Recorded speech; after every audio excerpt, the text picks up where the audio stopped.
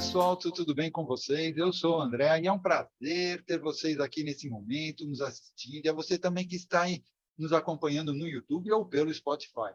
Estamos começando mais uma aula do Praticadamente. E hoje teremos como convidado especial nosso querido Henry Dávila, que vai falar sobre uma ferramenta poderosíssima, muito usada pelos terapeutas de hoje, que é a hipnose, mas com um diferencial, que será o nosso tema de hoje, a hipnose transpessoal. Mas antes de passar a palavra para o nosso palestrante, eu gostaria de lembrar que estamos em todas as mídias, como o Instagram, o Spotify, YouTube, Facebook e também no WhatsApp. Tá? E você que está aí nos assistindo também no YouTube e gostar dessa aula, não se esqueça de dar o seu like, de se inscrever no canal e compartilhar. Tá? E hoje temos uma novidade, que é o nosso patrocinador, Therapy.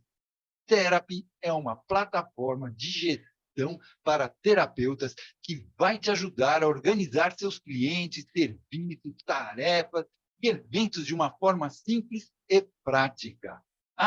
E também você vai encontrar cursos nessa plataforma. E se você tiver mais interesse nisso, aí no finalzinho dessa live, o Denilson vai poder estar te ajudando ou explicando um pouco melhor, tá? E agora, Henry, eu passo a palavra para você. Obrigado, gente. Obrigado, André. Então, boa noite a todos aqui, ou bom dia, ou boa tarde, né? Depende da hora que você está ouvindo isso. Para quem está ao vivo, é boa noite. Então, eu estou muito feliz de estar aqui, mais uma vez, trazendo esse assunto. Eu já falei uma vez sobre isso aqui, mas como esse assunto é um bebê dentro do campo da hipnose, e até, de certa forma, da psicologia, então sempre tem descobertas novas, e eu sempre estou querendo atualizar também o pessoal sobre isso, tá? Principalmente para quem gosta de estudar sobre as novidades da área. Essa é a maior novidade do campo da hipnoterapia. Para a grande maioria das pessoas que não conhecem, na verdade, muita gente acha que a hipnose já não tem mais onde chegar em termos de terapia, né? Que, eu já sei que todos os cursos de hipnose são basicamente parecidos, são técnicas de hipnose misturadas com técnicas de alguma abordagem da psicologia, da programação neurolinguística, e acaba que a grande maioria dos cursos giram em torno disso mesmo. Porém, eis que há uma novidade aí, algo mais digamos, profundo e moderno com relação aos estudos de consciência humana e que pouquíssima gente conhece. Por isso que eu estou aqui novamente para falar sobre isso, porque quanto mais gente eu conseguir atingir, melhor. Não no sentido de necessariamente que ela aprenda sobre isso, mas o fato só de ela saber que existe já vai trazer para ela um grau de conhecimento que talvez ela esteja buscando e não conseguiu encontrar ainda. Até porque, para mim, eu tive que cavocar muito para encontrar isso e eu não quero que todo mundo tenha que ter o mesmo trabalho para conseguir essa informação. Então, estou muito feliz de estar aqui. A gente vai começar a apresentação, tem uns slides aqui que vão ser passados, só de maneira ilustrativa, e aí, conforme eu vou explicando, vou falando dos temas, vão apresentando para vocês. Bom, eu não tenho como não falar de quem descobriu. Eu não vou falar de quem inventou, porque isso não é uma invenção, eu diria, isso é uma descoberta. Então, essa moça, essa senhora, na verdade, que está aparecendo para vocês, é a responsável por tudo que eu vou falar aqui em sua origem, digamos. Lá na Bélgica, você pode ver ali que tem uma bandeirinha da Bélgica, ela nasceu lá, a chamada Inês Simpson, em meados de 2007 a 2009, ela já tinha muito conhecimento de hipnose, né? Já era uma hipnoterapeuta famosa, e ela começou a fazer certos questionamentos, digamos que até filosóficos dentro da terapia, sobre a origem da consciência humana e como que isso afetaria os problemas emocionais diretamente. Mas como assim, Henry? Ela começou a se questionar assim, poxa, quando uma pessoa tem algum problema, como algum trauma muito forte, como que aquele trauma desenvolve, como que os gatilhos se formam? Por exemplo, um gatilho de uma fobia, ou outra coisa, de uma síndrome do pânico, de uma ansiedade, como que um gatilho se forma? Porque, se você parar para pensar, o gatilho é uma coisa inteligente, certo? Uma coisa te machucou, de alguma forma, na sua interpretação, e a sua mente pega aquilo como aprendizado e ela te faz ter aversão àquilo, vamos pegar no exemplo da fobia, para que você não passe por aquilo novamente, certo? Isso aí é uma premissa básica que qualquer linha da psicologia vai concordar. Mas, na visão dela, ela estava pensando assim, mas se isso é uma decisão inteligente de, isso aqui não é a gente que pensa, isso é perigoso, eu não posso mais ir lá. Você não pensa assim, não é a atitude de um ser pensante fazer isso? Parem para analisar. Isso aqui é perigoso, logo não posso mais fazer isso, ou não posso entrar em contato com isso. É uma habilidade de um ser pensante. Não só isso, tá? Estou dando um exemplo bem vago aqui, mas foram vários questionamentos que ela teve para chegar nisso daí. E então, ela começou a pensar na origem dessa origem da consciência, se não tinha algo maior dentro do que a gente conhece como consciência, que tomaria esse tipo de decisão. Por exemplo, a gente sabe que o nosso corpo funciona de forma automatizada a certos pontos, mas essa automatização teria que ter um lugar que vem, da onde vem esse controle? Da onde que, é o cérebro. Mas e se o cérebro fosse um ser inteligente? Você já parou para pensar que, de certa forma, o cérebro se autonomeou? Porque se a gente deu um nome para o cérebro, foi usando o cérebro. Então, o próprio cérebro deu nome a ele. Ela começou a ir nesse tipo de brisa, digamos assim, até que ela chegou, resumidamente, no conceito de que existe não vou dizer uma mente superior como se fosse uma subcategoria, mas existia uma mente superior no sentido de consciência. Então, existe uma consciência superior onde todas as outras subcategorias de consciência que a gente conhece já, como consciente, subconsciente, inconsciente, estariam acopladas a ela. Então, né, ela desenvolveu esse trabalho e ela começou a fazer experimentos observacionais, que é o que ela podia fazer, né? Ela não é uma médica, não é uma neurocientista, mas assim como a psicanálise, né, por observação empírica, a gente começa a fazer o que a gente pode dentro do nosso campo e começa a colher dados. Aí ela começou a ver que poderia existir uma mente superior, né, que então chamado de superconsciente, que essa mente poderia fazer tudo que a gente conhece que a mente é capaz de fazer, tanto aquilo que é consciente como inconsciente, tá? E aí ela começou a pensar, se existir? Bom, se existir, vamos dar o nome de superconsciente. Então, ela chamou o que a gente vai dizer em qualquer tipo de, sei lá, de processo que envolve experimento de, sei lá, um paciente zero. Nesse paciente zero, ela foi aplicar a hipnose nele e, usando a hipnose, ela colocou ele no estado muito profundo de transe, que a gente sabe que é o estado Isdale. Mas por que ela usou o estado Isdale? A Inês, ela é muito fã do trabalho do Elman. Todo mundo conhece o Elman aqui, né? Se você não conhece o Dave Elman, pesquise sobre ele aí. Ele é o que basicamente agilizou o processo da hipnose para ela se tornar o que é hoje. Popularizou ela. E ela, sendo muito fã dele, ela lembrava daquela fala que ele teve, que eu não vou lembrar exatamente qual é, se alguém souber aqui pode até corrigir, eu vou parafrasear porque eu não lembro como é que é.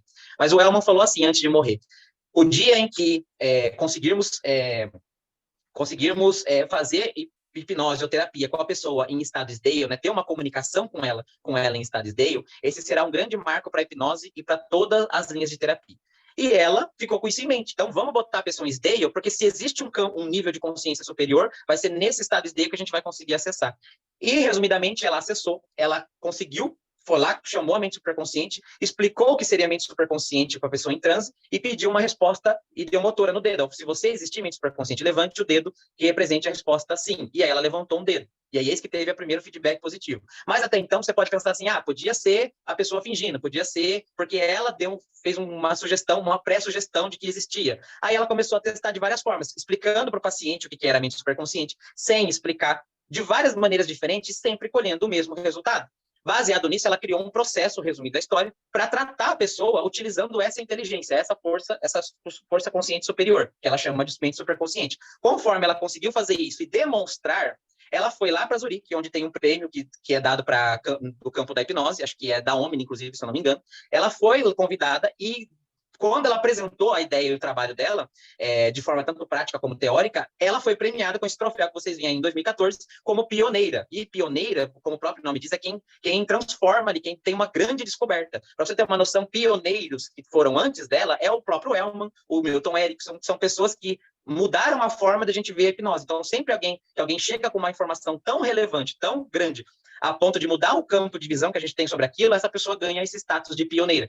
Então, resumidamente explicando, o que seria mente superconsciente? Tá vendo esse rapazinho aí que tem um coração, uma galáxia, um iceberg e uma pessoa sentindo dor? É uma metáfora simbólica, para você entender que essa mente superconsciente ela vai cuidar de tudo que é o seu ser, na maneira holística, como a gente fala. Então, a maneira holística é o quê? É o todo. Então, o coração ali está representando o seu campo emocional. A galáxia significa o campo extrafísico, ou seja, tudo que é fora de você, mas que tem interferência na sua mente, na sua psique. O iceberg são as subcategorias da sua mente, consciente, subconsciente, inconsciente. Ela que armazena o que vai ser útil e o que não vai ser para você. Por exemplo, pare para pensar. Quando você passou por 24 horas ontem, você vai, no outro dia, quando você acordar, se lembrar de algumas coisas que aconteceu nesse dia. Outras não. Agora me responda, é você que decide o que vai ser lembrado ou não? É você que toma essa decisão? Você fala, isso eu vou lembrar, isso eu não vou lembrar. E pum, aperta o botão e dorme. Não. Alguém faz essa seleção para você. Alguém que eu falo, uma força inteligente. Esta força inteligente a gente chama de superconsciente, mas poderia dar, tem outros nomes que eu vou explicar aí para vocês depois. Então, ela é que comanda o nosso funcionamento mental. Se o cérebro tivesse um nome que não é um nome não orgânico, para as funções dele seria superconsciente, entende? Só que é o cérebro não no sentido orgânico, nem no sentido transcendental de consciência. Pode passar. Então, aqui a gente tem um modelo que a gente conhece. Você vai anular esse modelo, Henry, para apresentar essa nova proposta? Não. Pode passar para o próximo, você vai ver o que vai acontecer. Aqui está o superconsciente, tá? Ele não é uma parte do iceberg, ele é o iceberg.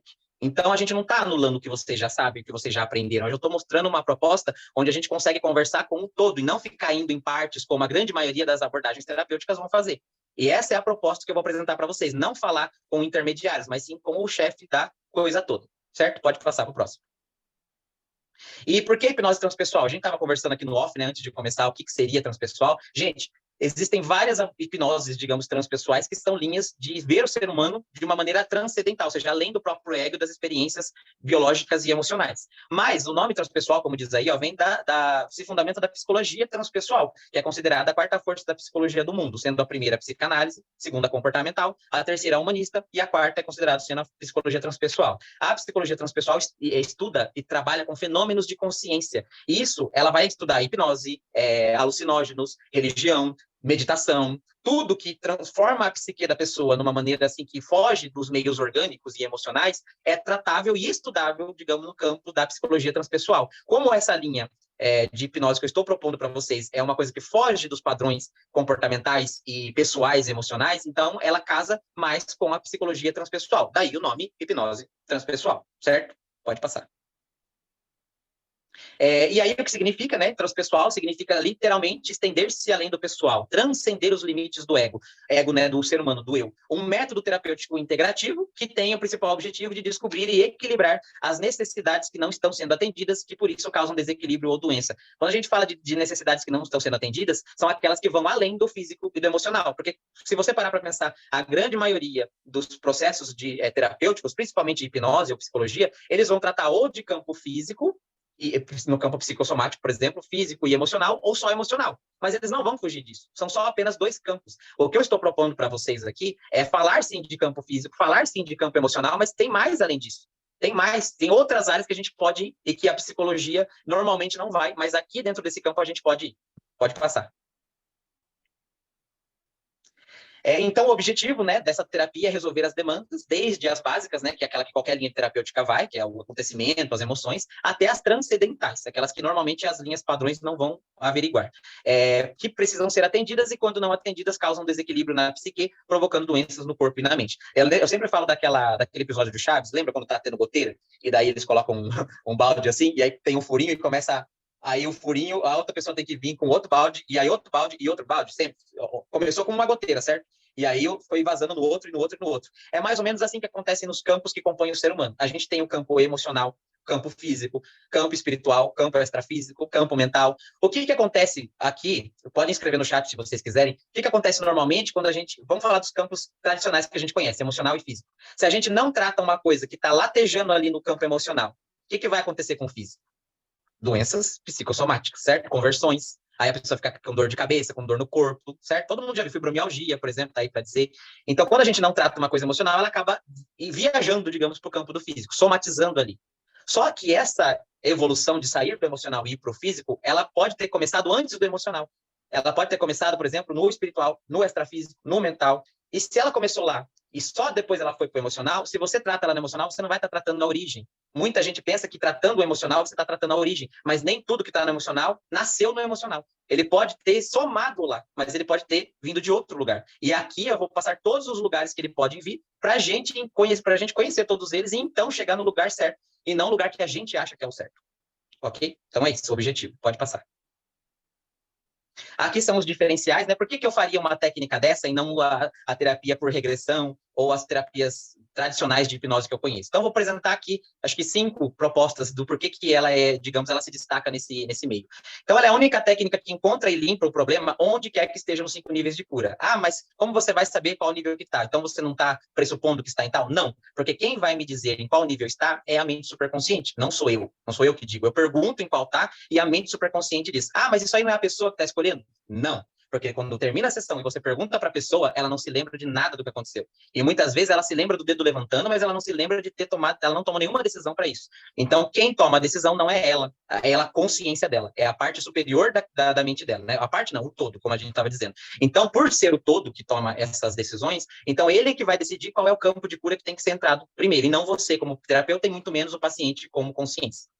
Segundo ponto, extrema rapidez e eficácia comparado com a hipnose clínica tradicional. Da onde vem essa rapidez? Justamente porque a mente superconsciente ela não tem um intermediário. Normalmente em padrões terapêuticos aí que a pessoa está acostumada a fazer, você é o terapeuta, a pessoa está com problema. E você vai ter que intermediar com a consciência da pessoa até chegar na origem do problema, seja por regressão, seja por investigação, seja por que técnica você usar. Você vai ter que usar da consciência da pessoa, a consciência padrão, para chegar no problema e resolver e torcer para que isso, após resolvido, fique tudo bem.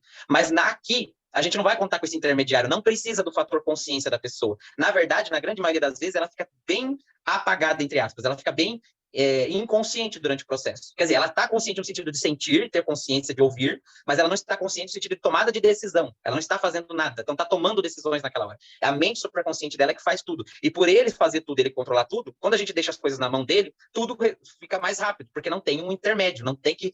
É tipo o telefone sem fio, sabe?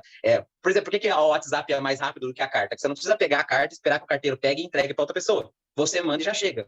Comparar hipnose transpessoal com a hipnoterapia tradicional é comparar o WhatsApp com um envio de cartas, para você ter uma noção, certo? É isso. Aqui, ó, nem o terapeuta nem o paciente precisam saber exatamente qual é o problema para fazer o uso da técnica. Às vezes, a pessoa tem um problema que ela não sabe qual é, e ela não vai descobrir nunca, nem por regressão, vamos supor. E você também não vai descobrir, porque se ela não sabe, se ela não consegue chegar lá e nem você consegue, aí você vai perguntar, então isso nunca vai poder ser tratado? Aqui vai. Aqui nem você não precisa saber e nem ela precisa saber. Aqui a gente vai partir do princípio que a mente superconsciente vai saber qual é o problema, ela vai chamar de o problema, e seja ele o que for, a gente vai tratar apenas chamando de o problema. Não precisa saber o que é, se é um trauma, se é uma surra, se é um abuso, não importa. Não importa o que for. Você vai poder tratar independente do que seja que esteja causando mal para o paciente, certo? Por isso que esse destaca também. Nenhuma outra linha faz isso. Aqui não é necessário que o paciente fale nada durante a sessão. Muitas vezes o paciente tem dificuldade de falar por causa da hipnose, ou fala muito baixo, ou ele não consegue falar por conta da emoção que está muito forte. E aqui a gente se livra disso, porque o paciente não precisa falar uma única palavra verbal. A gente conversa com ele até a hora que vai hipnotizar. Hipnotizou? Pronto, não tem mais comunicação verbal, não precisa você falar uma única palavra com ele. E é só você que vai falar isso, agiliza muito o processo já, só pelo fato de não ter que esperar uma resposta verbal, já agilizaria muito mais o processo do que qualquer linha terapêutica. E por último aqui, né, pode ser mesclada com qualquer outra técnica que o terapeuta já trabalhe, potencializando-a. Se você tem um outro conhecimento terapêutico e você quer perguntar sobre coisas desse conhecimento para a mente superconsciente, é só perguntar, ela vai dizer que sim ou que não, e você decide se vai fazer ou não vai. Mas não tem limite, sabe? Você pode perguntar, o máximo que você vai receber é um não. Receber um não, você não faz. Receber um sim, você faz. Então, você pode mesclar ela com qualquer tipo de conhecimento que você tenha, ela vai te dizer se é válido usar ali na hora ou não é. Ok? Então, o maior destaque, né, que vou dizer aí basicamente uma coisa que eu já falei, mas só para destacar, se levar em conta que a superconsciente é quem comanda tudo, que é ele quem desencadeia uma depressão, uma fobia, por exemplo, né? Então, nem superconsciente, então não pense que ela é um ser milagroso, e não importa o que seja, ela vai resolver tudo. Mas a grande maioria está, e caso as coisas que não estejam na mão dela, ela pode, no mínimo, trabalhar para diminuir, e tirar um pouco da intensidade daquela questão. O que você quer dizer quando você fala que a mente superconsciente que coloca uma depressão? A gente sabe que o nosso corpo, ele dá alarmes para a gente antes da gente ter um problema maior, certo? Se você vai ter uma depressão de origem emocional, ela nunca chega direto a uma depressão. Sempre você vai ter digamos, aviso. E não estou falando só de depressão, estou falando de qualquer tipo de problema que a pessoa tenha. Antes de chegar a uma doença diagnosticável de fato, sempre vai ter sintomas antes dela chegar lá. Esses sintomas, muitas vezes você presta atenção e você vai buscar ajuda, muitas vezes você vai empurrando com a barriga. O que são esses sintomas dentro da visão transpessoal, da abordagem que eu estou trazendo para vocês? A mente superconsciente, ela vai optar por preservar essa transpessoalidade dela, essa individualidade dela, que é você no todo, acima de tudo. Só que ela sabe que o seu corpo físico tem muito valor, o seu emocional tem muito valor. Então, quando ela vê que ela está sendo, entre aspas, impregnada, quando você está tão descuidado com você mesmo, com o seu emocional, com o seu físico, a ponto de estar quase chegando esses problemas no campo dela, que é um campo mais profundo que tem do seu ser, ela começa a te dar alerta, aviso. Esse aviso seria uma crise de ansiedade, uma crise de choro, uma diarreia ali, uma dor de cabeça muito forte. Só que a maioria das pessoas dão atenção a isso? Não. Elas vão acabar empurrando com a barriga. É nessa hora que você deveria buscar um profissional, uma ajuda, um psicólogo, um psicanalista, para não chegar no ponto de somatizar no corpo físico. Ou então virar uma depressão de fato, uma doença de fato. Só que como ninguém faz isso, então ela tem que tomar uma decisão ali na hora. Eu preciso dar um susto, digamos, na pessoa, preciso dar um aviso que ela não consiga ignorar. Esse aviso é uma doença, como, por exemplo, a depressão. A depressão é uma forma dela se defender do que você está fazendo com você mesmo. E aí ela pensa, se nem isso fizer ela tomar uma atitude de se cuidar, então nada vai mais fazer. Só que, lógico, pensem, eu estou falando como na terceira pessoa, só para vocês entenderem, mas é o mesmo sistema. Só que quando a gente fala de mente superconsciente, ela é o sistema de comando, mas ela não. A parte consciente dela somos nós, as nossas camadas de proteção. Então, são a mesma coisa, mas operam de maneiras diferentes. Por isso que ela, quando não é tratada, ela cria doenças como forma de se proteger. Na verdade, é um sistema de alerta e de defesa. Assim como o alarme é extremamente irritante e insuportável para você ir até o carro e ver o que está acontecendo, a doença também é da mesma proporção para você ir lá e ver o que está acontecendo. Então, o princípio de uma doença psicossomática criada pela mente superconsciente é de proteção e não de fazer mal para a gente, obviamente. Pode passar. Então, 5 níveis de cura, tá? A gente tem o nível de cura, eu vou falar só por cima para vocês verem, né? Pode passar. O primeiro nível de cura, né? Nível de cura emocional, que vai tratar emoções, raiva, mágoa, tudo que a gente conhece como emoção. Próximo nível, pode passar. É o nível de cura física, que a gente vai tratar a parte até genética, a parte física, dores, doenças, tudo que está no campo de doença física orgânica, a gente vai tratar aqui. Tudo que é físico, falou de organismo, de matéria, é campo físico, certo? Pode passar. O nível de cura espiritual, apesar do nome correlacionar a coisa religiosa, não tem nada a ver com isso. Tanto é que o nível espiritual pode ser aplicado e deve ser aplicado até em pessoas que não têm religião nenhuma, que não acreditam em nada, que são ateus, agnósticos. Espiritual no sentido de pessoalidade, não tem a ver com religião nenhuma, tá? É um pouco mais complexo de eu explicar. Depois, se alguém quiser, pode me chamar no particular, mas só para vocês entenderem que não tem vínculo nenhum com religião. Pode passar. O mental, que aqui, ó, tudo que for psiquiátrico, não emocional, porque tem uma linha de separação aí entre emocional e psiquiátrico. Tudo que for psiquiátrico é tratado no mental. Dá um exemplo de coisa psiquiátrica que a gente vai tratar nesse nível de cura. TDAH, autismo, sério, então, coisas que são neurotípicas, que fogem daquela... É o campo da ciência que estuda a parte dos neurônios e como o funcionamento deles vai impactar na nossa vida, na nossa mente, no jeito da gente ser. Então, tudo que for psiquiátrico, alucinações, uma pessoa que tem, por exemplo, esquizofrenia, é mental. Tudo que for psiquiátrica, pensou numa demanda do paciente, é de caráter psiquiátrico ou parcialmente psiquiátrico, você vai perguntar e questionar nesse nível, certo?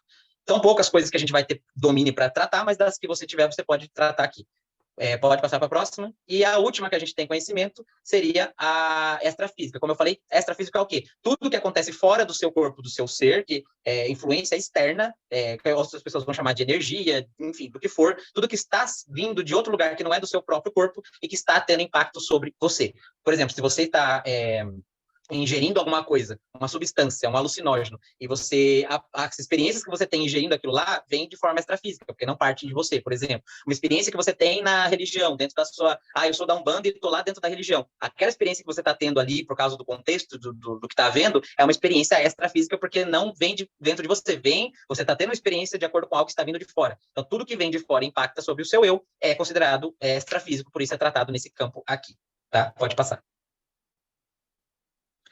Então, eu superior, tá? Na verdade, um dos muitos nomes que a gente vai dar, porque outras culturas já falavam disso que eu estou falando para vocês, mas davam um nome meio religioso, meio esotérico. Então, eu superior, centelha divina e superconsciente, se a gente parar para pensar na função, é exatamente a mesma coisa. A diferença é que o superconsciente é uma maneira mais dentro da psicologia para a gente nomear uma coisa que já era mencionada antigamente. O Beethoven, por exemplo, na Nona Sinfonia dele, que é a mais famosa, ele falava da centelha divina, ou seja, o que seria a centelha divina? Seria uma assinatura de Deus dentro de você. Seria, então, a mente superconsciente a coisa mais pura que você tem dentro do seu eu, portanto, a conexão que você tem com algo divino seria essa superconsciência. Por isso que a gente não tem acesso a ela dos meios normais, e por isso que ela consegue fazer tanto pela gente. Algumas pessoas, por exemplo, chamam o eu superior, ou seja, o superconsciente, de Espírito Santo.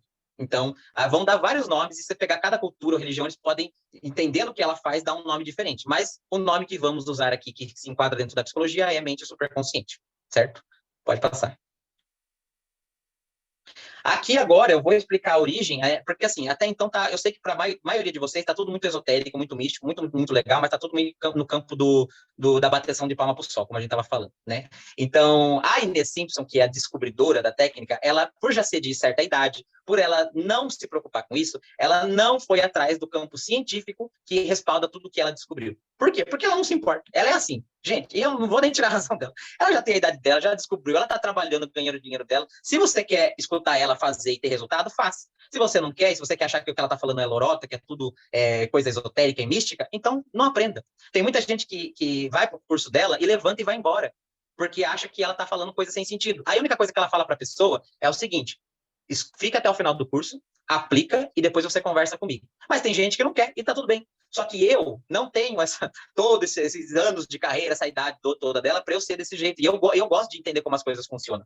Então eu fui atrás, e eu duvido que qualquer outra pessoa que é do campo da hipnose transpessoal tenha feito isso, porque eu não conheço. Eu fui atrás de qual que é a correlação da física, né? Que experimentos existem dentro da física e dentro da psicologia, para a gente provar isso que eu estou falando para vocês, para não ser um monte de balela. E eu vou explicar para vocês através dos últimos estudos que temos da consciência. Eu não vou explicar tudo, eu não sou Deus também para explicar tudo aqui para vocês, mas eu vou explicar como que a ciência pode dizer que isso é possível dentro do que a gente já sabe como verdade. Então, vamos explicar um pouco da física para vocês que respalda isso. Pode passar. Então, para quem não sabe o que é física quântica é o campo da física que estuda o comportamento das partículas subatômicas, que é coisas como moléculas, átomos, coisas menores que um átomo, como elétrons, nêutrons, quarks, gluons. Então, coisas muito pequenininhas que as leis da física padrão não se encaixam, é tratado como física quântica, tá? Então, é isso que a gente vai falar, que esse campo da física pode nos dar uma explicação do como isso que eu estou explicando para vocês é possível. Pode passar. Se alguém quiser pesquisar sobre o trabalho, tá? Eu vou deixar aqui ilustrando, tem o nome dos responsáveis. Aqui o Sir Roger Penrose, que hoje em dia ele já é um doutor, então esse nome estaria errado, porque é Dr. Roger Penrose, e o Dr. Stuart Hameroff. O Sir Roger Penrose, né, que já é um doutor, ele é um professor de química, de física e de matemática, né, e de química também, acredito, se não me engano. E o Dr. Stuart Hameroff, ele é um anestesiologista especialista em neurociência. Certo? Então, o trabalho começou com o Penrose e depois o Stuart entra aí para fazer a participação dele, que eu vou explicar para vocês como exatamente. Pode passar.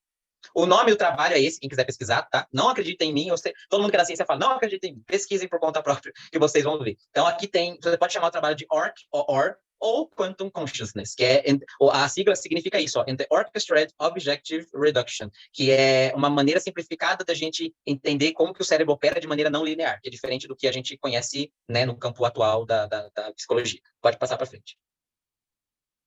Aqui, os teoremas de Gödel. E vamos lá, por que eu tenho que começar com isso daqui? O Roger Penrose, ele tinha um problema. Assim como todo físico, ele tem um problema e ele quer resolver. Qual que era o problema que a gente tinha? Não vou falar tinha, a gente tem em mãos, porque isso aqui não é 100% provável, e vocês já vão entender por quê.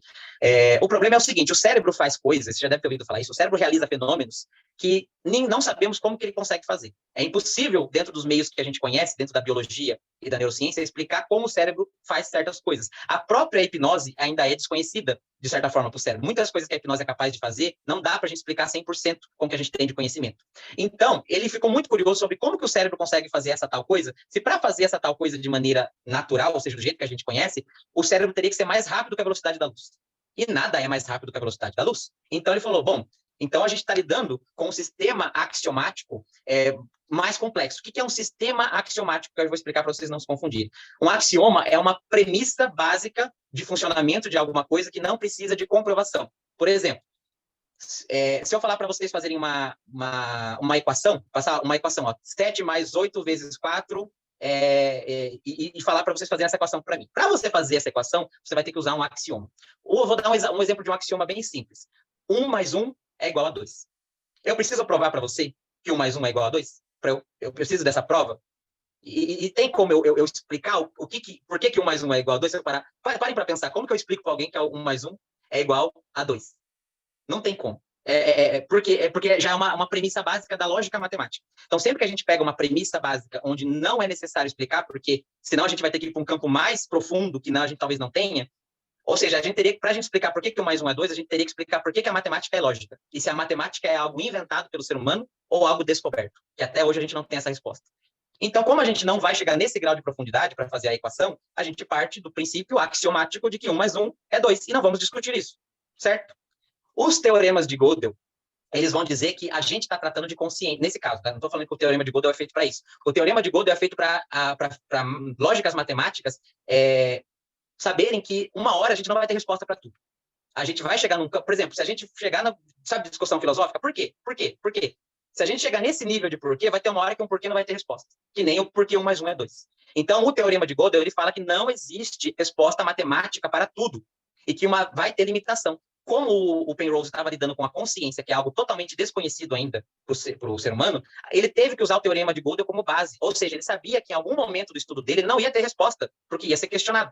Por isso que ele usou o teorema de Gödel. Daí eu coloquei esse textinho aqui só para explicar para vocês mais resumidamente. Então, o teorema de Gödel sugere que pode haver axiomas fundamentais, né, que são verdadeiros, mas não podem ser provados a partir de axiomas existentes. Nesse sentido, pode haver verdades sobre a consciência humana que não podem ser alcançadas apenas por meio de conhecimento biológico e orgânico. Ou seja, o conhecimento básico do organismo biológico pode ser necessário, mas não é suficiente para entender completamente a natureza da consciência humana. E aqui eu vou explicar para você até onde a nossa inteligência conseguiu chegar. Para provar o que a consciência é, a gente foi. Mais do que isso, ainda não temos respostas, por enquanto. Então, eu vou apresentar para você os últimos estudos da consciência. Quer dizer que isso aqui é tudo uma verdade absoluta e essa é o que é consciência? Não. É a melhor resposta que nós temos de acordo com estudos, cálculos e experimentos.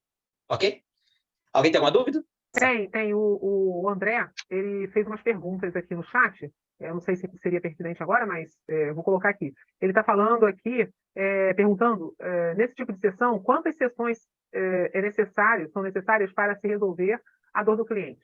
E como fazemos quando o cliente não entra em estado SDALE? Sim, muito boa pergunta. O Leandro também disse que tem a mesma dúvida. Sim. Número de sessão, independente da técnica, acho que todo mundo que trabalha com isso sabe, que é a mesma coisa que você perguntar para um personal trainer quantas vezes você vai ter que fazer exercício para você chegar no corpo que você quer. Então, assim, ele está além da compreensão dele, porque vai também influenciar o que você vai fazer, se você vai se entregar, se você vai fazer as coisas que têm que ser feitas, se o seu corpo vai aceitar bem. Tem toda uma gama de coisas aí que a gente não pode dar número de sessão. O que eu posso dar de resposta conclusiva para vocês com relação a número de sessão? Tudo que você pegar uma terapia padrão de hipnose, ou seja, aquela baseada em regressão, etc. Se a terapia com regressão que você faz no seu paciente demorar 10 sessões para resolver o problema dele, você pode ter certeza que se fosse com a hipnose transpessoal seria 1. Na minha experiência particular, ela está de 1 para 10 com relação a técnicas convencionais. Então, quantas ela vai demorar? Não sei, se você demoraria 50 com as técnicas padrões, você demoraria talvez 5 com ela.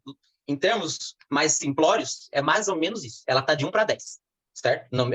E a Selma também está aqui, até a Selma aplica, depois vocês podem perguntar para ela, deixar ela falar, ela pode me corrigir também se eu estiver errado. Então, a média é de 1 para 10, pode ser um pouco menos, pode ser um pouco mais, a média é de 1 para 10 com relação a terapias padrões de hipnoterapia. Sabe? Mas eu não posso dizer o número exato, porque aí vai depender muito da demanda, do que ele está dizendo, da aceitabilidade dele. Agora, com relação à segunda pergunta, e quando o paciente não entra, se a gente for pegar, por exemplo, a hipnose não verbal, ela diz que a gente consegue capotar qualquer um, certo? Então, não existe muito essa lógica. Se a pessoa sabe hipnose não verbal e tem como ser aplicado, isso aí já cai ali na hora, porque a gente consegue derrubar qualquer um de acordo com né? Já teve lives aqui sobre, vocês já sabem disso. Então, se a gente seguiu a lógica da hipnose não verbal, a gente sabe que a gente derruba qualquer um, não tem resistência. Então, é só... a pessoa teve resistência por meios padrões de hipnose, que é a hipnose clássica, a hipnose conversacional, aplica uma não verbal nele, se você souber. Não sei aplicar ou não tenho como, então você fica limitado a essas dois modelos de hipnose, que é a clássica ou a conversacional, e aí, se você não aprendeu ainda, você, infelizmente, não vai ter como passar para ele isso. Mas, assim, detalhe, para falar, não precisa colocar ela diretamente com uma indução no SDALE. Quem vai dizer se o SDALE é necessário ou não para o tratamento é a mente superconsciente. O seu papel como terapeuta é colocar a pessoa no nível de transe médio, que seja. Se ela chegar no nível médio, o intermediário, você já consegue, com a mente superconsciente, ter um contato e, a partir disso, levar ela para o estado necessário, seja o sonambúlico ou seja o SDALE. Então, o seu papel é conseguir chegar até o médio. Chegando até o médio, o resto você deixa com a mente superconsciente que ela faz. Tá? Mas, como eu falei, se puder dar uma capotada com ela ali, é mais rápido até, inclusive. Mas, assim, não é necessário isso necessariamente, tá? Respondido? Acredito que sim. Qualquer coisa, vamos prosseguir, eu te falo. Tá bom, pode passar para o próximo. Aqui essas bonecas russas são só para você ter uma noção. Sabe essa boneca que uma vai entrando dentro da outra e sempre precisa de uma maior? Se você for parar para pensar, vamos pegar que você pega uma bonequinha desse tamanho assim, ó, de 1 centímetro. Aí vai uma bonequinha de 2 centímetros para pegar a de 1. E uma de, sei lá, 4 centímetros para colocar. Isso é o sistema axiomático. Para a gente explicar um sistema axiomático, a gente precisa de outro maior. Lembra do exemplo do 1 mais 1? Para a gente explicar o que é 1 mais 1, a gente tem que explicar o que é a matemática e se ela é algo inventado ou algo descoberto. E para a gente chegar nessa resposta, a gente teria que ter outro conhecimento maior. Você está entendendo que vai chegar um ponto que a gente não vai ter compreensão disso? É algo totalmente fora, não tem como pensar. Então, essas bonecas russas, elas ilustram o teorema de Gödel e como a gente tem níveis de conhecimento que são limitados. Sempre pode evoluir, mas sempre são limitados. Sempre tem como aumentar. Ok? Pode passar.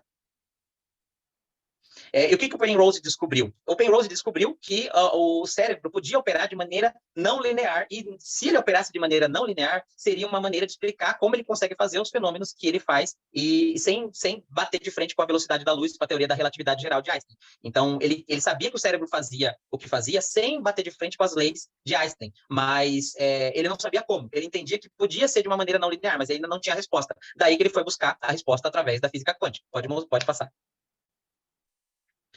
Assim, certo? O que a gente tem em mente que o nosso cérebro opera, a informação sai de um ponto e vai para o outro, muito rápido, né? Não estou dizendo que tudo que o cérebro faz é mais rápido que a velocidade da luz, estou falando que algumas coisas são, mas o padrão que a gente segue é esse, sai do A e vai para o B. Pode passar. Mas esse padrão, ele não explica como o cérebro consegue fazer o que a gente já sabe que ele consegue fazer. Algumas coisas, estou falando de alguns fenômenos, inclusive alguns hipnóticos. Pode passar para o próximo.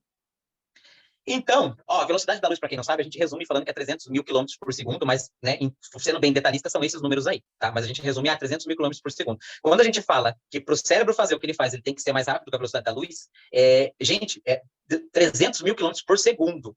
A gente não consegue ter noção da velocidade que é isso. Mesmo para um cérebro, mesmo uma coisa que é fora do que a gente está acostumado a ver. Isso é muito rápido e não dá. Se o nosso cérebro batesse essa velocidade, ia dar um bug físico no cérebro, a gente é capaz de criar um buraco negro lá dentro da nossa cabeça. Então, não tem como, sabe? Então, a gente tinha que procurar uma outra explicação para a gente conseguir explicar o que o cérebro consegue fazer. Pode passar. Então, essa é a proposta que ele estava passando. Em vez de, surgiu ali e foi para lá, é da seguinte forma, pode passar. Não é dessa forma, então esqueçam, a partir de agora, esqueçam a maneira tradicional que vocês conhecem como o funcionamento do cérebro, e é dessa forma que ele propôs. Pode passar para o próximo. O cérebro está assim, e na hora que ele apertar para o próximo slide, é dessa forma que vai acontecer. Pode passar. Pronto.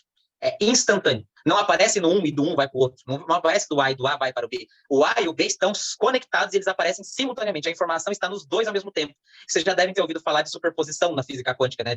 Das partículas, aquela onda, matéria e onda. Então, é mais ou menos nessa linha que a gente vai chegar, mas eu já vou explicar por quê. Então, a proposta é que não saia do A e vá para o B. É que ela está no A e no B ao mesmo tempo. Ela nunca esteve só no A ou só no B. Ela estava no A e no B o tempo todo. E aí é por isso que parece tão rápido, porque não é rápido, é instantâneo. Uma coisa que é instantânea para olhos leigos vai parecer muito rápido, mas não é rápido, é instantâneo. Pode passar para o próximo. Então, a informação passada instantaneamente, sem nenhum trajeto calculável, através do emaranhamento quântico. Já vou explicar o que seria. Então, a proposta é que a gente não tenha um neurônio que conecte ele a ele e a informação tenha que passar até lá, como se fosse 2 postes e um fio. Não tem que a informação sair de um poste, passar pelo fio e chegar no outro poste. Nessa concepção do Roger, né, que foram os cálculos dele, os 2 postes detêm a informação juntos. Não está em um e vai para o outro. Dá para entender? Se não ficou claro, vocês mandem aí no chat, mas acho que deu para entender. Pode passar para o próximo? Então, para explicar de forma simples o emaranhamento quântico, você já deve ter ouvido falar do gato de Schrödinger, talvez quem assiste The Big Bang Theory já ouviu falar. O que o gato de Schrödinger e a superposição, tudo isso, vou resumir para vocês. Existe uma coisa na partícula, no caso, vamos pegar o elétron, e existem para outras partículas também, mas vamos falar do elétron, que é o que nos interessa.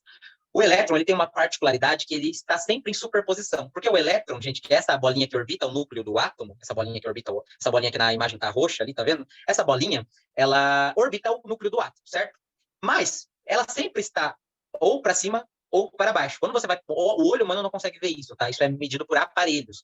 Quando a gente fala de observador, pelo amor de Deus, tá? A gente não está falando de uma pessoa assim olhando no microscópio, porque não existe microscópio suficiente para a gente ver um átomo. Então, quando a gente fala de observador, a gente está falando de medição tecnológica. A gente não está falando de um olho humano, tá? Então, só para não ter confusão. Então, o átomo, ele tem o elétron, e o elétron ou ele vai estar, né, uma posição para cima, leigamente falando, ou para baixo. Só que a gente não sabe qual ele está, porque não é assim, todo o átomo de hidrogênio está com o elétron para cima, ou não tem essa pressuposição. Não existe essa verdade pronta. Não é todo o elétron que você vê, ele vai estar de tal forma. Então, o único jeito de você ver é como? É medindo. Mas não lembrando, não é por olhos humanos, é medindo por aparelhos, certo? Quando, na época do Einstein, ele foi um dos primeiros teóricos aí a começar a estudar a física quântica. Ele foi estudar um elétron, e o que ele viu? Ele estudou o elétron na superposição dele, né? Estava lá na superposição. Superposição quer dizer o quê? Que ele está tanto para cima quanto para baixo. Você só vai descobrir quando você medir. Não tem como saber antes de medir. Só dá para saber medindo. Até que você meça, ele está nos dois ao mesmo tempo, porque é impossível saber. E quando ele foi medir, vamos supor, eu vou dar um exemplo bem leigo aqui, gente, porque o que eu teria que explicar nesse nível de conhecimento é muito técnico e nem eu mesmo conseguiria explicar para vocês ou compreender. Então, vou explicar de uma maneira bem, bem simples. O Einstein ele foi medir, por exemplo, um elétron de um fóton, por exemplo, medir uma partícula de um fóton. Quando ele foi medir a partícula, ele foi olhar se ela estava para cima ou para baixo, vamos supor que ela estava para cima, certo? Só que quando ele foi medir um outro fóton, qualquer outro, vamos supor assim, leigamente falando, tá? Pelo amor de Deus, se tiver um físico aqui, não me bata, só para ficar ilustrativo. Quando ele foi medir qualquer outro fóton ali, que depois da medição daquele, vamos supor que o primeiro deu para cima, certo? Olha que coisa mais louca da face da Terra. Quando ele foi medir o segundo, estava para quê? Para baixo. E se ele fosse medir o terceiro? Para cima. E o quarto? Para baixo. E o quinto? Para cima. É como se um conversasse com o outro. Não importa se ele está medindo um fóton, um elétron, de lá de uma galáxia que está lá a 1000 anos-luz de distância. Sempre que a medição era feita, medição não é olho humano, medição mecânica. Sempre que a medição era feita, dava o oposto do anterior. É como se um fóton, ou elétron, ou qualquer partícula que é de superposição, soubesse qual foi o resultado da última medição e mudasse para entrar nos conformes. E o Einstein chamou isso ele achou que era uma coisa meio fantasmagórica. Isso assustou ele, porque não tinha lógica nenhuma. E aí fez ele sair do campo da quântica e falar, não, isso aqui não é para mim, isso aqui não tem lógica, isso aqui é estranho, então vou para a física normal mesmo, que é a minha área. E por isso que ele chamou de partícula fantasmagórica de ação à distância. Mas, na verdade, não é que as partículas se conversavam e se comunicavam entre elas para, viu, esse aqui deu para cima, então vamos ser para baixo agora. Não, não é isso. Ele achava que era isso, mais ou menos. É que as partículas todas estão conectadas. Então, quando você mede uma, você já ganha a informação da outra. Como elas todas são uma só, na verdade, são separadas em forma de matéria, mas todas são uma só, na hora que você mede uma, automaticamente você ganha a informação da outra.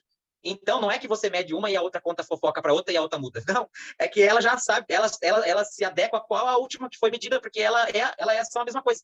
Eu sei que isso parece maluquice, mas isso, se vocês pesquisarem, chama emaranhamento quântico ou entrelaçamento quântico. Vocês podem pesquisar por conta própria, tem vídeo no YouTube, tem, se vocês procurarem. É louco, mas é uma verdade da física quântica. É uma das poucos conhecimentos testáveis que a gente sabe. É daí que vem aquela baguncinha que todo mundo fala sobre a onda partícula, do elétron, e que eu não vou entrar nesses métodos aqui. Mas pesquisem, gente. Isso aqui é uma verdade absoluta provada. Então, as partículas estão conectadas quando elas estão em superposição, e quando você mede, a uma vai te dar a informação da outra quando você mede a uma. Eu sei que parece maluco, mas acontece. Pode passar.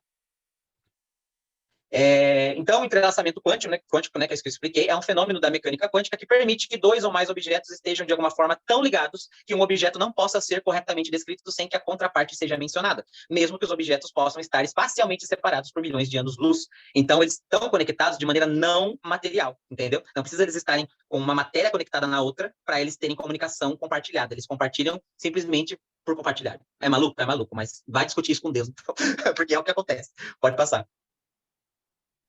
Aqui é um modelo atômico, só para vocês entenderem o que eu estou falando, tá? Quando eu falo de elétron, então é essa bolinha que está aí orbitando, tá? Esses aros que tem, gente, pelo amor de Deus, se alguém não sabe, tá? Esses aros são só ilustrações, não existem aros em volta do átomo. O aro aí, ele simula o movimento rotacional do elétron, que é o que a gente está discutindo aqui, se ele vai rotacionar para cima ou para baixo. Para a gente descobrir, tem que medir, e quando você medir um, o outro vai ser o contrário do que você acabou de medir, sempre. Pode passar.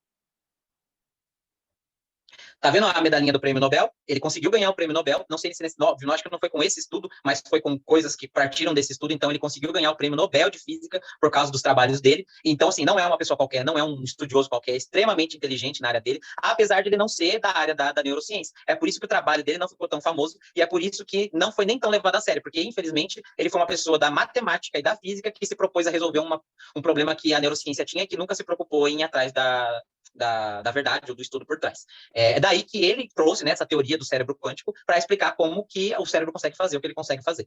Pode passar. Lembrando que quando o Penrose apresentou essa proposta, né, de maneira não linear, que o cérebro operava de maneira não linear, tudo foi rebaixado, digamos, como uma hipótese. No campo da ciência, hipótese é quando uma coisa não tem prova nenhuma. Sabe aquela historinha lá, fonte, cabeça, vozes da minha, ou fonte, não foi preciso. Então, assim, quando a ciência está nessa linha, então eles falam que é hipótese. Pode ser isso aí, mas não vamos nem levar a sério. Até porque ele não é do campo, ele não é da neurociência. Então, os neurocientistas nem davam atenção para o que ele estava falando. Pode passar. Aí, então, chegou o cara que manda na coisa, porque ele fala, se não estão dando atenção para ele porque ele não é da área, o Dr. Hameroff, ele foi e leu o trabalho do Sturt. Falou, vou ler o trabalho desse cara porque me parece promissor. E ele é especialista em neurociência, apesar de ele ser um médico, a especialidade dele é no campo da neurociência. Se eu não me engano, o doutorado dele é na neurociência. Então, ele foi como um especialista, ler o trabalho dele e falar, poxa, eu sei o que falta aqui. Por que o trabalho do Penrose foi rebaixado? Porque ele não tinha como provar com matéria orgânica. Qual que é? Os cientistas chegaram para o Penrose e falaram assim, é o seguinte, muito lindo o que você está falando, muito lindo, parabéns. Mas me fale qual matéria orgânica no cérebro é capaz de fazer isso que você está falando. E aí que ele ficou sem resposta, porque ele não é da área. Então ele não tinha como responder isso. Aí que foi, entende, que ficou rebaixado para a hipótese, porque era muito bonito na teoria, mas não tinha como explicar qual é a matéria orgânica capaz de realizar isso que ele estava propondo. Eis que então aparece o Dr. Hameroff com a resposta para a pergunta. Pode passar para frente. Então, ó, microtúbulos. Se você pegar um neurônio, um axônio, aquele fiozinho que a gente tem ali que compõe ali cada veinha, não, parece uma veia, mas que não é uma veia, né? Então, cada axônio, cada filamentozinho ali, aquela rede, parece uma rede parece um galho de uma árvore, né? Que é os nossos neurônios. Se você pegar um ali e ir lá no microscópio com ele, esse dá para ver no microscópio, tá? Inclusive tá aqui. Você vai chegar numa molécula de proteína, que a gente chama, é ótimo, né? A biologia chama de microtúbulo. E microtúbulo, ó, são essas estruturas cilíndricas de 25 nanômetros de diâmetro, de comprimento variável, e a proteína vamos chamar de proteína A e B. Eu não sei o nome disso, que acho que é grego, né? Eu não sei como que é o nome certo, se alguém souber aí fale, mas eu vou falar, é A e B. E eu vou chamar de tubulina. Essas proteínas são basicamente a matéria primária que compõe o nosso cérebro. Se a gente for ver em questão de massa, o que compõe a massa encefálica do nosso cérebro, todo o conteúdo dele, é basicamente isso aqui. Essa é a matéria primária do nosso cérebro, esses microtúbulos. É o que mais tem em quantidade no nosso cérebro, em qualquer cérebro humano, certo? E aí temos essa proteína A e B. Pode passar para o próximo. Essa foi a contribuição do Sturt, tá? Agora, o que temos em comum aqui, ó? Nitrogênio, hidrogênio, oxigênio e carbono. Esses átomos, particularmente esses átomos aqui, eles são, se você for lá na tabela periódica, se você for analisar, porque toda molécula, certo? Eu vou explicar aqui caso alguém não saiba, toda molécula é composta por um átomo, ou vários átomos, na verdade, certo? Se você pegar a molécula de tubulina, que é aquela do microtúbulo, lembrando que é a matéria básica do nosso cérebro, a tubulina é composta, se você for olhar num microscópio superpoderoso que não existe nesse nível, mas se existisse, você ia chegar na conclusão de que ela é composta por nitrogênio, hidrogênio, oxigênio e carbono. Ah, legal, mas o que isso tem a ver? Esses 4 elementos têm uma coisa em comum. Qual que é a sacada da coisa aí que o Hameroff sabia? Esses 4 elementos fazem uma coisa na química, se tiver algum professor de química que seria muito legal explicar, mas não sei se vai ter, chamado ligação covalente. A ligação covalente é como se fosse o emaranhamento quântico. Lembra que eu falei que o emaranhamento ele fala que certas partículas estão tão conectadas que elas estão com a informação uma da outra sem ter uma ligação física entre elas? Certo? Lembram disso? Na ligação covalente, alguns elétrons, alguns átomos, na verdade, eles compartilham elétrons. Alguns fazem essa combinação. Esses elétrons que fazem essa combinação, não são muitos, alguns deles estão aqui presentes. Então, o nitrogênio, o hidrogênio, o carbono e o oxigênio, todos eles fazem ligação covalente. E como eles são basicamente a matéria básica do nosso cérebro, então eles se autocomunicam com o cérebro todo. Por quê? O cérebro é uma grande massa disso tudo aqui, ó.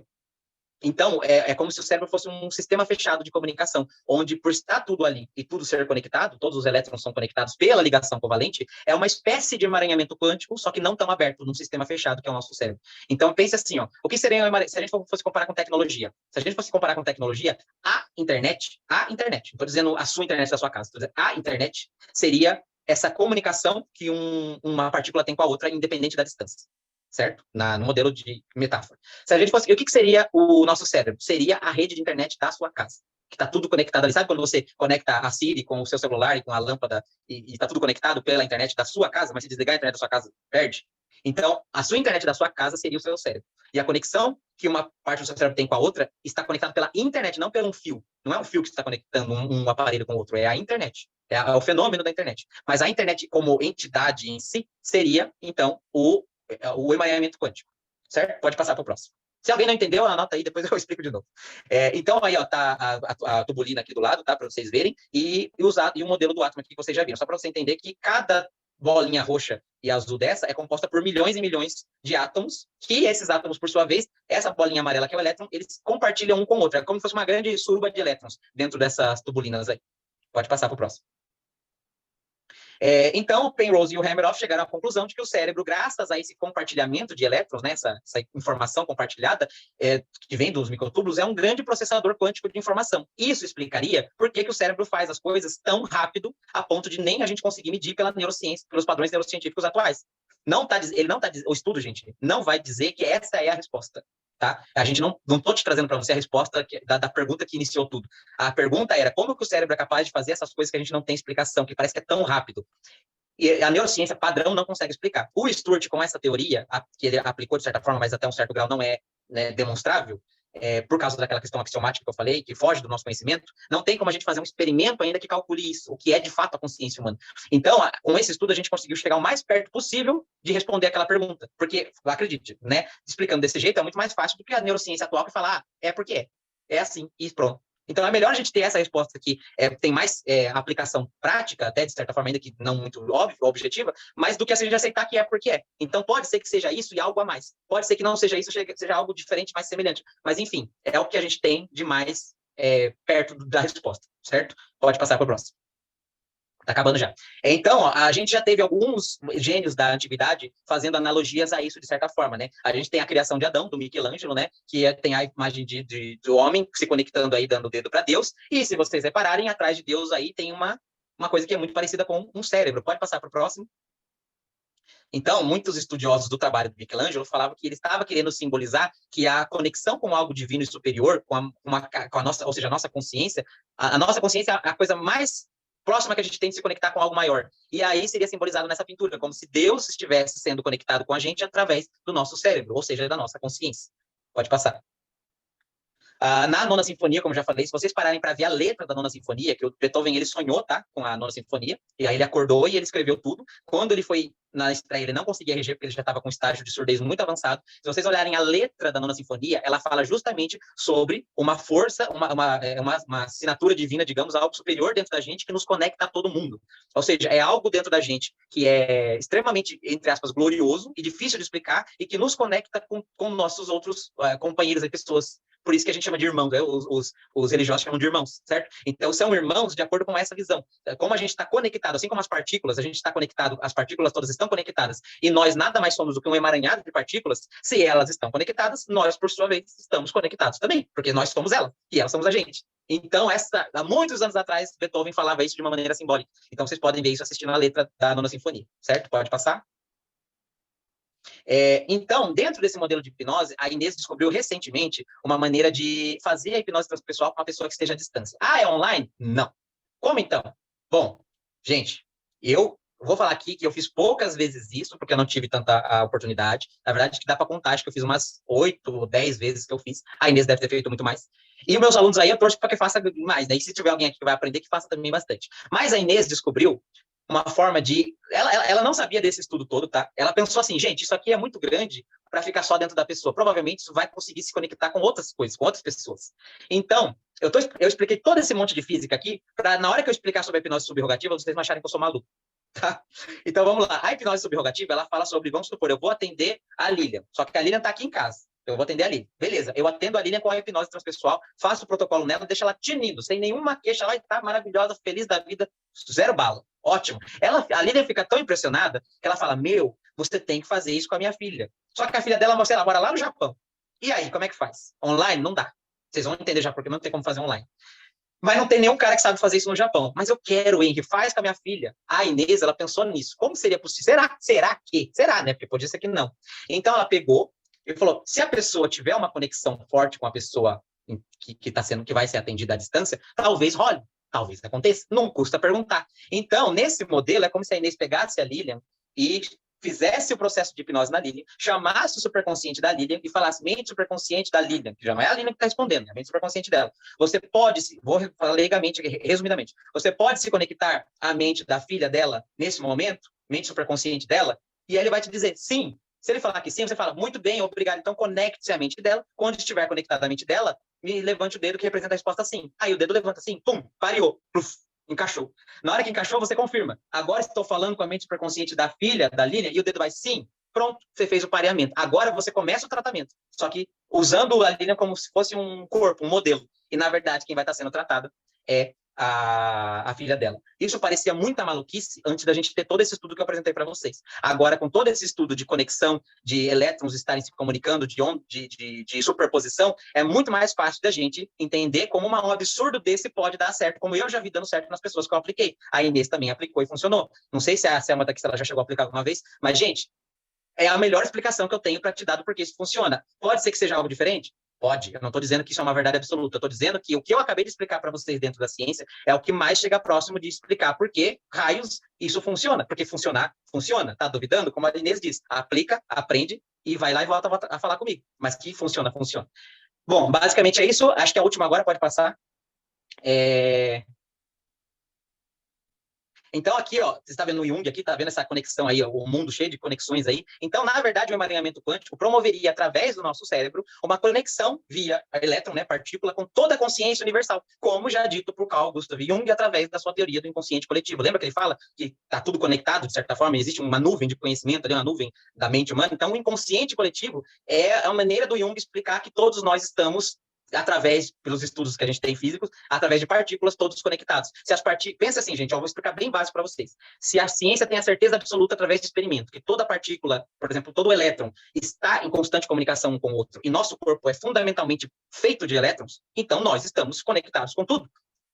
Essa é a melhor maneira científica de explicarmos como um absurdo desse, que da hipnose subrogativa é capaz de acontecer. Pode ser que seja isso? Pode. Pode ser que eu esteja brisando aqui, que todo mundo que eu apresentei esteja? Também. Mas é o melhor que nós temos e é o que eu tenho para apresentar para vocês, certo? Não tem a resposta para tudo. Eu fico por aqui na apresentação, acho que acabou, e se alguém tiver alguma dúvida, pode perguntar agora. Tem pergunta aqui, sim. O Leandro, é o Leandro? Não, quem perguntou? Não, o Rodrigo. Rodrigo perguntou se você chegou a fazer o curso da Inês quando ela veio ao Brasil. Não, presencial eu não fiz. Eu fiz o online quando ela fez um curso em 2009 que ela lançou. E esse curso dela, que ela tirou do ar depois, eu fiz. Eu não cheguei a ver ela presencialmente, não cheguei a fazer o curso com ela presencial. Eu fiz o curso dela, o primeiro que ela lançou, e depois uma amiga minha fez o presencial. Ela passou algumas coisas para mim, que tinha, digamos, de novidade. Eu dei uma olhada até na apostila, como é que estava, vi o que tinha ali, que ela colocou de novo, mas eu não cheguei a fazer. Fazer, de fato, eu não fiz. Eu só fiz o primeiro, que foi online mesmo. E o André Villa, ele comentou, na verdade, o que importa é o resultado, e ele sempre surpreende, né? Em relação a fazer essa hipnose subrogativa que você falou, né? Sim, então, é que eu ficava incomodado antes, eu que fui atrás de todo esse estudo aqui, ninguém tinha feito isso, na verdade, a gente sabe que o campo de estudo da consciência é muito largado, né? Então, se a gente for deixar até um dia vir essa informação, a gente vai se lascar. Então, eu falo assim, dentro do que já temos, o que pode, pelo menos, chegar perto de explicar, porque eu não gostava de dizer que funciona só porque funciona. Que nem ele falou, o importante é funcionar sim, quando você é terapeuta. Mas para mim, que estou na posição de professor, é muito difícil eu chegar para alguém e falar que só funciona porque funciona. A pessoa vai bater de frente comigo e vai falar, mas como assim? E ela tá certa, ela não tem que ficar acreditando só no que eu tô falando. Então, no papel que eu estou hoje de professor, não basta para mim só funcionar. Porque eu não estou no papel de aplicador, eu estou no papel de ensinador, digamos assim. Então, eu preciso ter mais informação. Ainda que eu não saiba responder tudo, como o próprio Teorema falava lá, mas pelo menos uma noção eu tenho que ter. E senão, o que me difere de alguém que bate palma pro sol? Nada. Vai ser a mesma coisa. Vai ser, é porque eu estou dizendo. É igual uma coisa religiosa. É porque está escrito. É porque.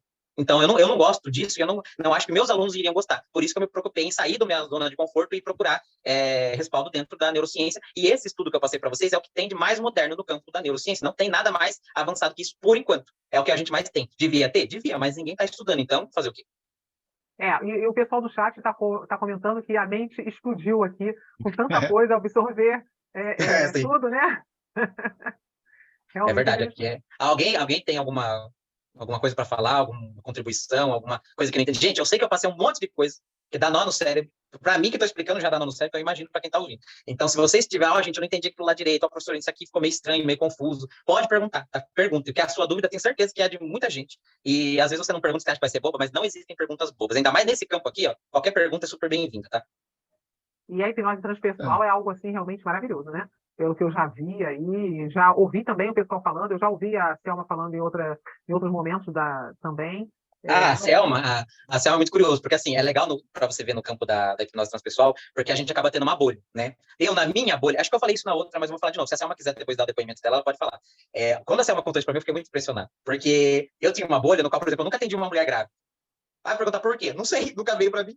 E eu nunca atendi. Quer dizer, não, ela podia estar grávida e eu não sabia, mas, ou seja, mesmo que ela estivesse grávida, a gente não falou da gravidez no atendimento, entende? Então, eu não tratei de gravidez em nenhum momento durante a terapia. E olha que eu tenho aí, sei lá, 6 anos, 7, sei lá, de carreira atendendo. Nunca atendi alguém que falou de gravidez.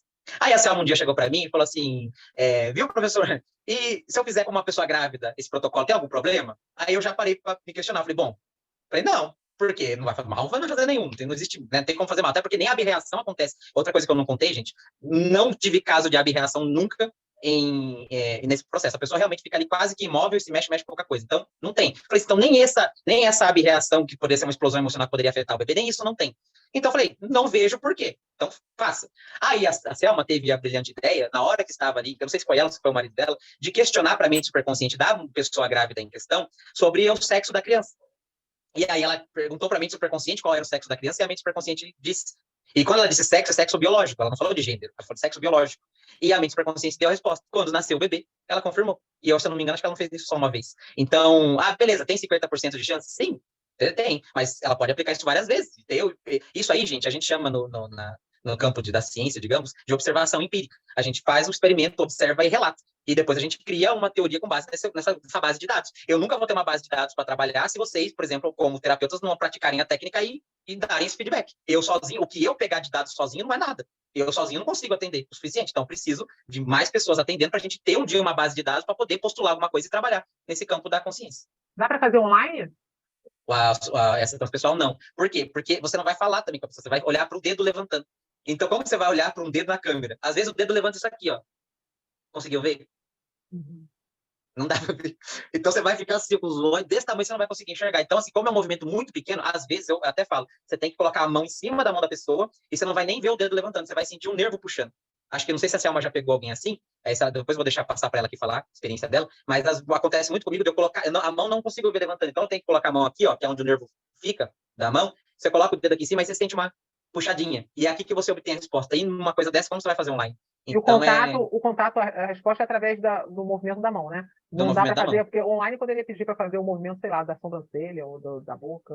Só que aí são reações que às vezes são estímulos automáticos, tipo de uma reação que teve ali. E aí você pode confundir isso com uma resposta. Agora, no dedo, é muito louco do dedo, que quando tem movimento mesmo, você vai ver que é uma coisa mesmo.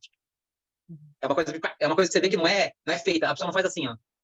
É uma coisa muito nevral, assim, faz aquele choque. Você está vendo que é o corpo físico tentando encontrar uma maneira de conversar com você. Isso é muito louco. Selma, está aqui? Você quer compartilhar alguma história, alguma descoberta, falar disso que eu já falei? Pode falar. Gente, boa noite. Estava procurando o microfone. Boa noite. Bom, tanto eu quanto o José Fernandes, que também está aqui nessa aula, nós dois trabalhamos com a transpessoal, e realmente é bem isso que o Emerson, professor, nosso amigo, tem falado aí. É incrível mesmo essa abordagem, essa técnica, essa ferramenta, tanto da questão da pessoa grávida, realmente isso aconteceu. Eu perguntei para ele, não, pode utilizar, aproveita, e foi o José Fernandes quem daí estava tratando uma pessoa grávida, e depois aconteceu também comigo. Então, assim, essa questão de, como que diz, fazer ultrassom, né? Através da transpessoal, é quase isso. E depois, quando a pessoa soube o resultado, ela achou incrível. Ela já sabia, né? Quando fez a ultrassom, falou, puxa vida. Então, foi assim, bem, bem bacana mesmo. E é isso, a gente trabalha dentro do nosso processo terapêutico com a transpessoal, já faz, desde 2019, quando nós fizemos o curso primeira vez, e de lá para cá nós não paramos mais. Vale muito a pena. E o resultado realmente é incrível, de 2 a 3 sessões, a pessoa já se cura do trauma do problema que ela apresenta. Tá bom? E o legal... Obrigado, Selma. E o legal não é só naquele sintoma que ela se queixou, porque para a gente poder curar esse sintoma que ela se queixou, a gente foi atrás de coisa muito maior que ela não fazia ideia que estava acontecendo com ela.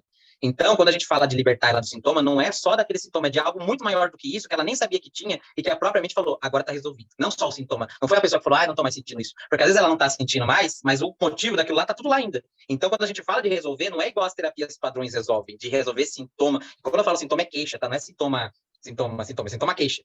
Aqui os sintomas, que os popularmente conhecidos, seria outro nome. Tem o sintoma, a queixa para a gente na hipnose transpessoal é um sintoma.